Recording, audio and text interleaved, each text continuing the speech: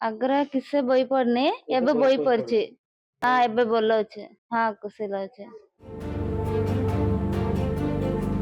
ଏ ହେଉଛନ୍ତି ଆନ୍ଧ୍ରପ୍ରଦେଶ ଇଚ୍ଛାପୁରମ ଅଞ୍ଚଳର 23 ବର୍ଷିୟା ଏମ୍ ଗୌତମୀ।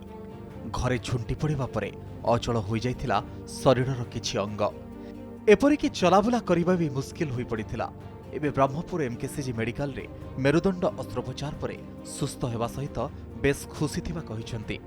ଏଭଳି ବିରଳ ଅସ୍ତ୍ରୋପଚାର ପାଇଁ ମେଡିକାଲକୁ ଧନ୍ୟବାଦ ଜଣାଇଛନ୍ତି ଗୌତମୀଙ୍କ ସ୍ୱାମୀ। ସେହିଭଳି ବ୍ରହ୍ମପୁର ସହର ଉପକଣ୍ଠ ଶୀତଳାପଲ୍ଲୀ ଅଞ୍ଚଳର 4 ବର୍ଷର ଶିଶୁ ଧନେଶ୍ୱରୀ ଦାସ ଦୀର୍ଘଦିନ ଧରି ଜ୍ୱର ରହିବା ପରେ ଚିକିତ୍ସା ପାଇଁ ଆସିଥିଲେ। ତାଙ୍କର ମେରୁଦଣ୍ଡରେ ସମସ୍ୟା ଯୋଗୁଁ ଏଭଳି ହୋଇଥିବା ଜଣାପଡ଼ିଥିଲା।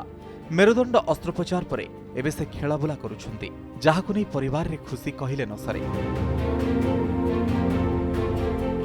हमारे वाइफ को बोल नथिला अंटा बता वो आगे स्पाइरल प्रॉब्लम थिला से उठ पारने मो टेकने उंटा टेकने कुछ भी टेकने नतले ऑपरेशन हला को ताके एबे भल अछि बोलेला को हमर को भगवान को जर करछि जर होइतिला मासे संख्या धरी आमे प्राय बहुत मेडिकल देखैलु पुडी भी भल हलानी आ लास्ट को बड़ मेडिकल नेलु एमकेसीजी सेडी डॉक्टर देखिले ऑपरेशन झीर है ऑपरेशन है झील फुल मोबाइल रे खेलुचंती से खेली बुली खाई अच्छे खुशी रे अच्छु आम ए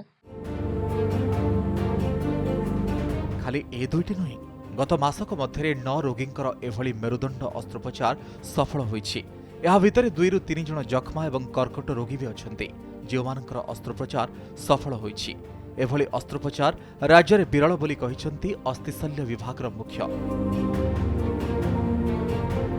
କେବଳ ଅସ୍ଥିଶଲ୍ୟ ବିଭାଗ କାହିଁକି, ହୃଦରୋଗ ବିଭାଗରେ ମଧ୍ୟ ଗତ 6 ମାସରେ 10ଟି ସଫଳ ଓପନ୍ ହାର୍ଟ ବାଇପାସ୍ ସର୍ଜରୀ ହୋଇଛି।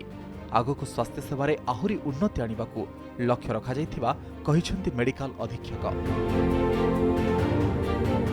मास भितर आम 9 जनकर ऑपरेशन करिछु मेरुदंडर से भितर 2टा विशेष रूप विरल कहीं ना गोटे पेसेंट थिला जे कि हमर 4 वर्षर छुआ टीबी स्पाइन थिला तार आम ऑपरेशन करिछु। एते छोट बयस रे मेरुदंड ऑपरेशन निश्चित रूप बहुत विरल।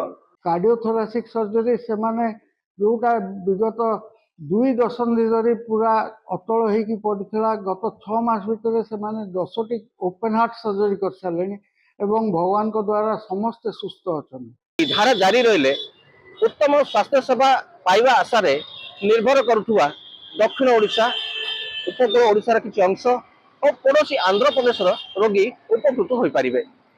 ब्रह्मपुर प्रदीप्त परीक्षा कनक न्यूज।